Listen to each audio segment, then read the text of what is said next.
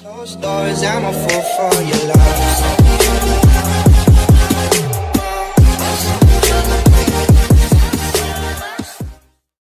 और तीसरा हम यूके की तरफ वापस आते हैं। एक शॉर्ट टर्म रूट है, उसको हम डेंटल नर्सिंग कहते हैं। डेंटल नर्सिंग में काफ़ी तरीके हैं एंटर होने के। आप ब्रिटिश डेंटल एसोसिएशन की वेबसाइट पे जाएं, वहाँ पे उन्होंने जॉब्स ऑफर की होती हैं। ठीक है। सेकंड, आप इंडीड जिस तरह यूके में यूज़ होता है, आपको लिंक भी दे देंगे, बिल्कुल सही है। तो उसमें आप जाएं। इंडीड में आपने एरिया एंटर करना होता है जहाँ पे आपको चाहिए जॉब। ठीक है। उस तरह से आपको सारी स्टेप बाय स्टेप सारा डेटा उसमें आ जाता है कि किस किस कंपनी को कहाँ पे डेंटल नर्स की जॉब चाहिए।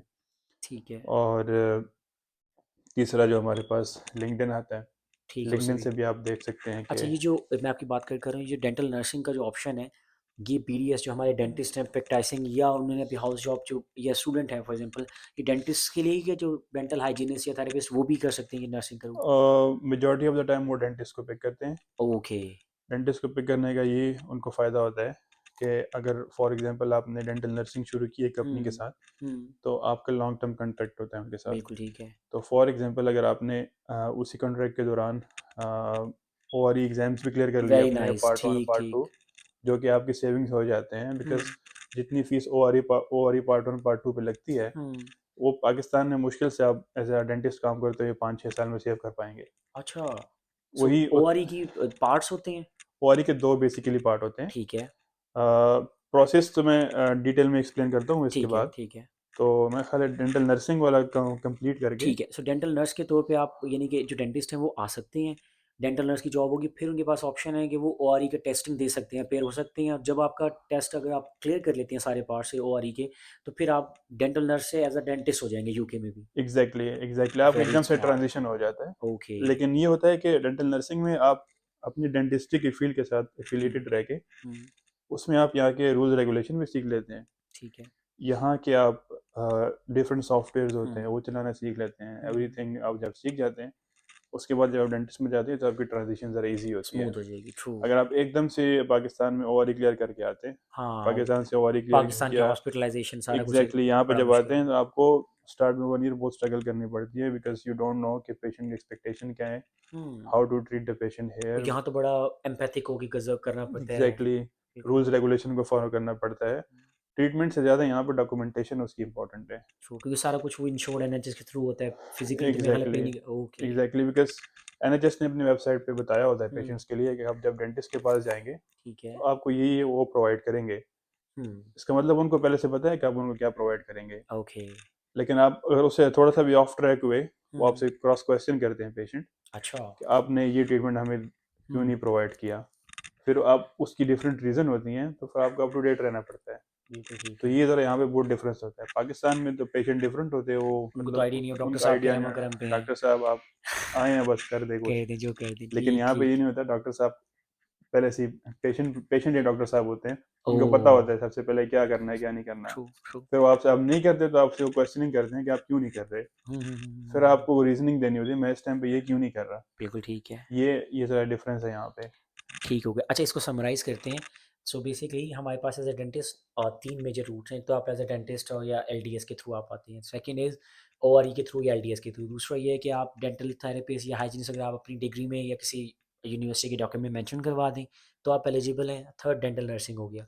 अच्छा, एक मुझे क्विकली आप ये बता दें इसी सेक्शन को, ताकि समराइज़ कर लेंगे कि डॉक्यूमेंट्स की। एक मैं करेक्शन करना चाह अच्छा, रहा हाँ। हूँ, डॉक्यूमेंटेशन में हुँ। मेंशन नहीं करवाना। हुँ। आपकी डिग्री बेसिकली डेंटल थेरेपी की होती है, ठीक है। लेकिन कभी कभार वो आपकी जो डिग्री में ऊपर वो टाइटल नहीं लिखा होता डेंटल थेरेपी का, ओके। तो एक्स्ट्रा यूनिवर्सिटी से डॉक्यूमेंट बनता है, उनको रिक्वेस्ट करके आप ठीक बना ठीक दें, ठीक। और उसमें ये चीज़ मेंशन हो जाए कि हुँ। आपने ये हमारे साथ किया, तो ठीक है। एक्स्ट्रा डॉक्यूमेंट होता है। ओके।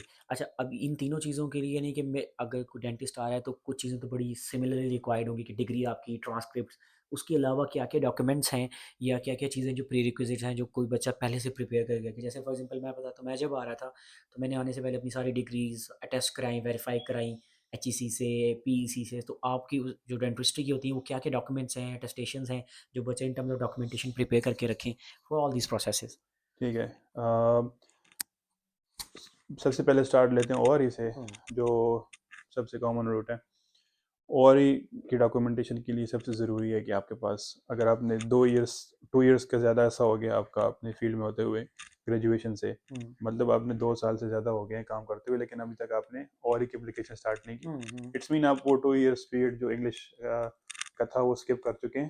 अब ये ओके, सबसे पहले मोस्ट इंपॉर्टेंट आपके पास आइल्स होना आइल्स चाहिए। और अगर 2 साल से पहले करें तो फिर आइल्स आपके नहीं पास चाहिए। आइल्स नहीं हो, वो जो मैंने प्रीवियसली एक्सप्लेन किया, ओके, नाइस, वेरी तो नाइस। वो चीज़ें आपने करनी है।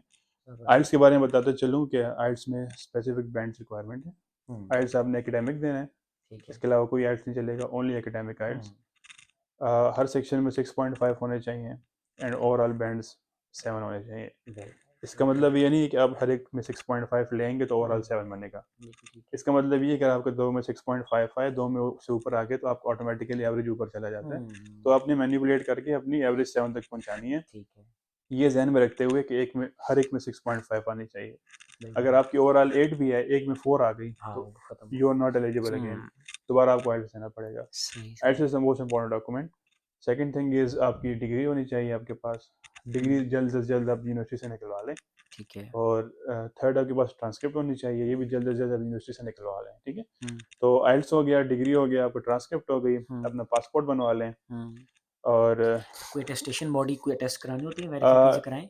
इसमें सबसे अच्छी बात ये है, अगर आपकी अपनी यूनिवर्सिटी जो वेरीफाई करती है वो हो जाए तो आपको ओके, HEC नहीं जाना पड़ता। वेरी अगर नाइस। आप डेंटल थेरेपिस्ट के लिए भी जा रहे हैं, अगर आप हुँ, ORE के लिए भी जा रहे हैं, LDS के लिए भी जा रहे हैं, तो सबसे अच्छा ये कि आपको HEC में नहीं जाना पड़ता।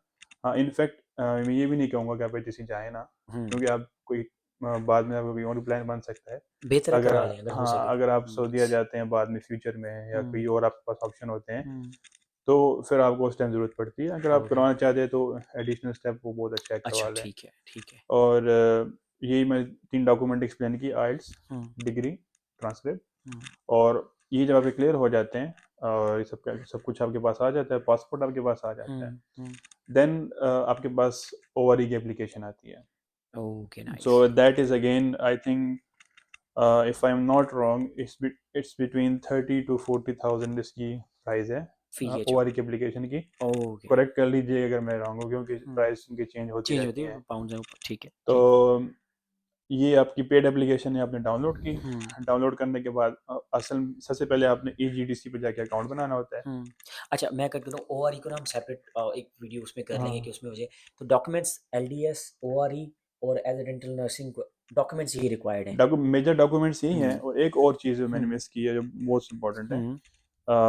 उसको हम कहते हैं कि मेरे जहन में वो चीज़ नहीं आ रही। हुँ। उस डॉक्यूमेंट का नाम है कोई नहीं, हमें याद आ जाएगा मैं उसे एक्टिस ऐड की कर। वेबसाइट पे जाना है आपने। ओह! और वो एक डॉक्यूमेंट आता है, बिल्कुल, बिल्कुल, एक्टिस बिल्कुल, की वेबसाइट पे जाके आपने समझ वो गया। डॉक्यूमेंट बनवाना होता वो है। सा अटैच करना होता है, ठीक उसका है। डॉक्यूमेंट का पर्पज़ ये होता है कि आपकी जो UK की डिग्री है और आपकी जो पाकिस्तान की डिग्री है उसको वेरीफाई करने के लिए कि UK हुँ। में एलिजिबल है या नहीं है। मैं समझ वो गया। वो आपको डॉक्यूमेंट जो आपने दिखाया था वन पेजर होता है, उसमें मेंशन होता है कि आपकी वो बेसिकली हमारी एजुकेशन जो है वो इक्विवेलेंट है और एलिजिबल हैं टू अप्लाई फॉर जीडीएस। ठीक, ठीक, एग्जैक्टली ठीक, और उस ठीक। डॉक्यूमेंट का नाम उसको UK NARIC कहते हैं। यूके नेरिक की वेबसाइट से मिलता है, UK बिल्कुल, NARIC बिल्कुल। की वेबसाइट पे जाना है। इन हुँ, टर्न उसकी कॉस्ट जो है आपकी बन जाती है 40-50,000। ठीक है।